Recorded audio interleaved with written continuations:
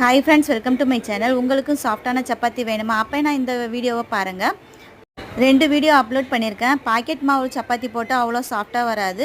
இந்த மாதிரி மும்பையில் நாங்கள் சாஃப்டாக சப்பாத்தி பண்ணுறதுக்கு கோதுமை வாங்கி அரைக்கிறோம். அந்த வீடியோவும் அப்லோட் பண்ணியிருக்கேன். எப்படி மாவு பிசையணும்னு சொல்லிட்டு அந்த வீடியோவும் அப்லோட் பண்ணியிருக்கேன். கீழே லிங்க் கொடுக்குறேன் பாருங்கள். 10 நிமிஷம் ஊற வச்சாலே போதும். நம்ம மாவு பிசைஞ்சதுக்கப்புறம் டெய்லி ப்ராக்டிஸ் இருந்தால் நம்மளுக்கு ஒரே நாளில் சப்பாத்தி சாஃப்டாக வராது. டெய்லி ப்ராக்டிஸ் இருக்கணும். அப்போ தான் சாஃப்டாக சப்பாத்தி போட முடியும். அரை மணி நேரம் ஊறினதுக்கப்புறம் ஒவ்வொரு உருண்டையாக எடுத்து நம்ம லைட்டாக ரவுண்ட் ஷேப் கொண்டு வந்தாலே போதும். நான் எண்ணெய் அப்ளை பண்ணல, நீங்கள் எண்ணெய் வேணால் அப்ளை பண்ணிக்கோங்க. எனக்கு எண்ணெய் இல்லாமல் சாப்பிட்டா ரொம்ப பிடிக்கும். எந்த ஒரு விஷயமும் ஒரே நாளில் வராது. ப்ராக்டிஸ் இருந்தால் நல்லா வரும். எனக்குன்னா 10 நாள் ஆச்சு சப்பாத்தி சாஃப்டாக போட்டு எடுக்கிறதுக்கு.